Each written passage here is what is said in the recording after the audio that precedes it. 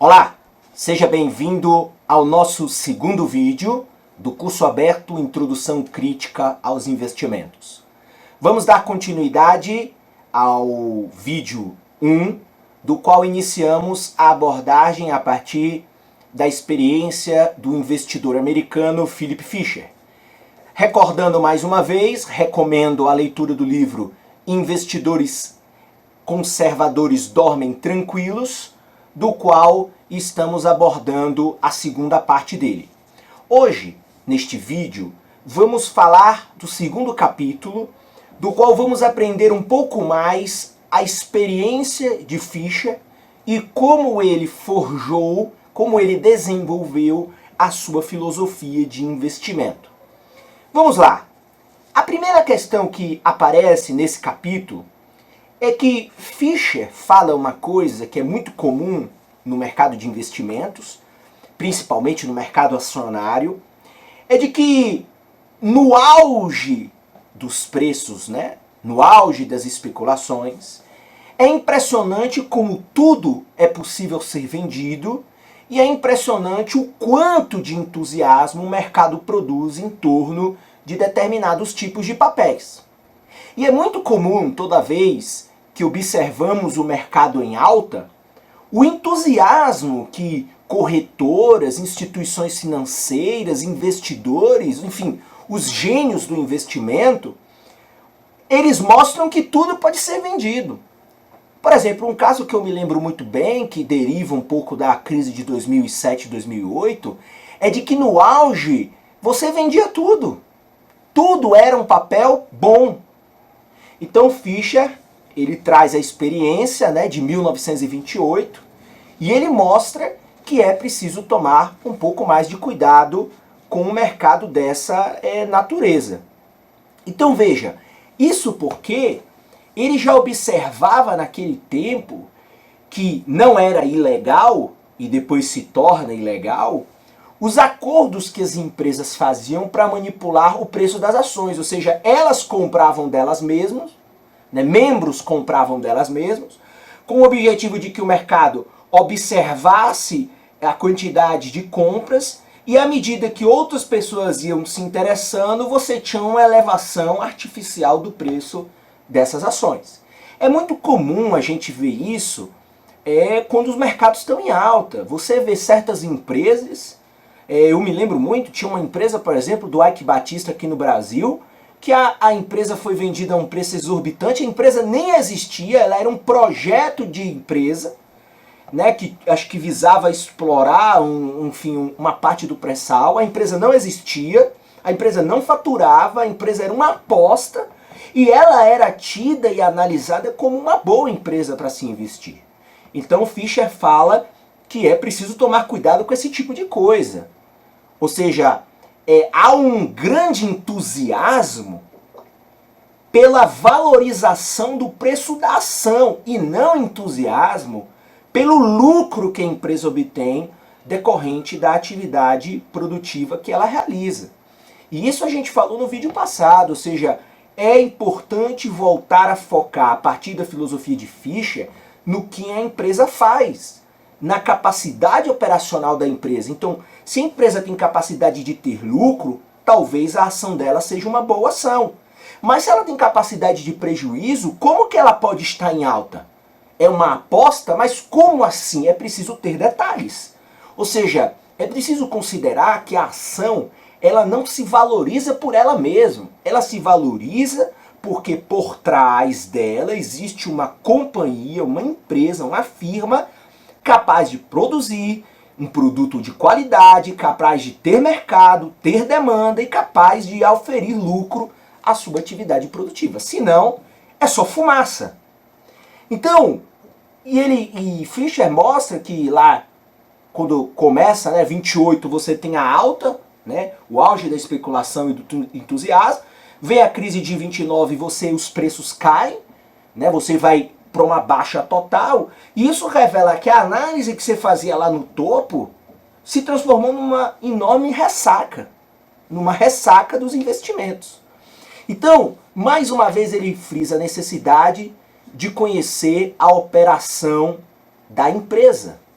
Porque se você não conhecer a operação da empresa, você não pode fazer investimentos verdadeiramente ideais.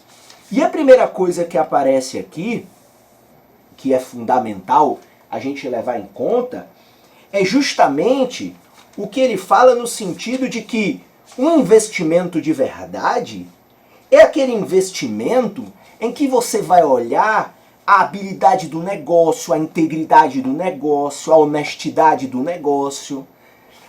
No caso dele, naquele tempo, ele podia conhecer as pessoas no negócio, mas hoje a gente pode também, por meio do currículo, por meio do relacionamento de investidor, conhecer o negócio.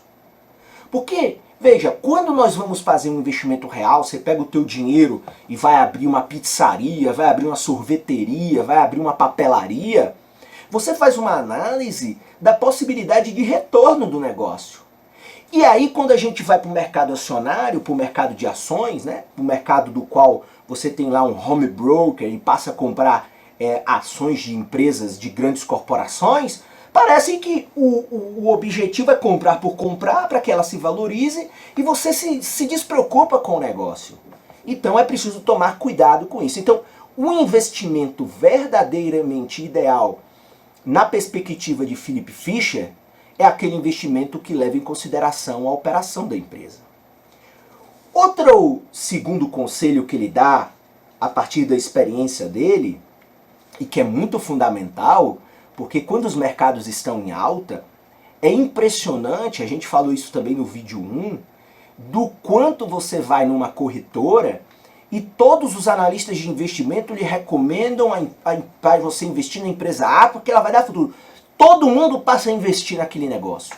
E o que Philip Fisher fala? Ele fala o seguinte: disciplinar-se, ou seja, a gente precisa se disciplinar no sentido de não seguir o curso da multidão e ser capaz de tomar uma direção contrária quando for preciso, é um dos principais fundamentos do sucesso nos investimentos.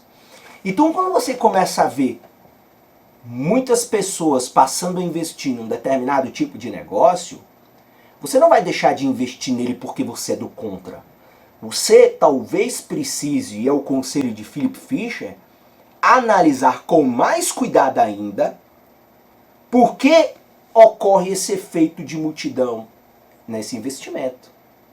Porque senão vai dar a sensação de que você está investindo em algo só porque os outros estão investindo. E aí, me parece que é mais fundamental ainda você determinar indicadores sólidos para aquele negócio do qual a multidão está investindo. Então, veja, a opinião contrária não é deixar de investir por deixar de investir. É, mais uma vez, é se focar no mais importante, que é os fundamentos do negócio. O objetivo fundamental é compreender se aquele negócio ele dá lucro. Talvez ele possa dar até um prejuízo de curto prazo, mas você enxerga na atividade produtiva dele perspectivas de lucro. Senão, a gente cai, mais uma vez, posso citar um exemplo, me lembro das empresas X do Ike Batista aqui no Brasil, do qual várias passaram a ser negociadas na Bolsa de Valores, várias a empresa não existia, várias eram projetos e expectativas de retorno, e que depois o core business, né, o negócio principal, não aconteceu, e aí a empresa quebrou. Todas as pessoas perderam seus investimentos. Muitos foram na aposta, não analisaram o fundamento, e eu me lembro que na época eu me perguntava, mas como eu vou comprar ação de uma empresa que nem opera, que está fazendo uma grande capitalização para se iniciar agora? É difícil. Poderia dar certo? Poderia, mas deu errado. E deu errado porque é fundamental ter muito mais cuidado quando a multidão está a caminho dessa ação do que simplesmente achar que todos investem porque só eu vou ser do contra. Então essa é uma lição importante, é se disciplinar para fazer uma avaliação sólida do negócio para saber determinar se ele é um bom negócio ou não, independentemente se a multidão está comprando ou não. Às vezes tem bons negócios que as pessoas não percebem. Negócios por exemplo, com perspectivas futuras boas. Outros, você precisa tomar um certo tipo de cuidado, porque talvez esse efeito da multidão seja apenas mais uma fumaça no mundo dos investimentos. Outro conselho fundamental que Fischer fala neste capítulo é o que ele considera a regra dos 3 anos. É interessante essa filosofia dele. A filosofia de que ele considera necessário pelo menos 3 anos para julgar os resultados de uma empresa. Ou seja, eu compro uma ação e vou pelo menos aguardar 3 anos para julgar se aquela ação é boa. Então eu fiz uma análise dos indicadores sólidos do negócio, foi ok, comprei a ação, mas agora eu não vou me desesperar no curto prazo. Eu vou confiar que aquela minha análise introdutória do qual me fez comprar a ação, pelo menos eu preciso de 3 anos para ver se consolida a minha análise, porque senão fica uma visão estritamente de curto prazo, do qual qualquer oscilação no mercado você vai querer vender. E isso ele fala também, não só para venda, mas também para compra. Então é fundamental. Então, até mesmo na situação de uma ação onde você não julga ela boa, mas você toma essa decisão a partir de uma perspectiva de 3 anos. Então, 3 anos para o julgamento dos resultados. E aí, ele fala que isso é principalmente fundamental quando você está falando de ações do chamado alto risco. Então, você talvez tenha ações, por exemplo, naquele tempo, ele cita no livro as empresas eletrônicas. Motorola, IBM, Texas Instruments, Varian, Lithium Industries.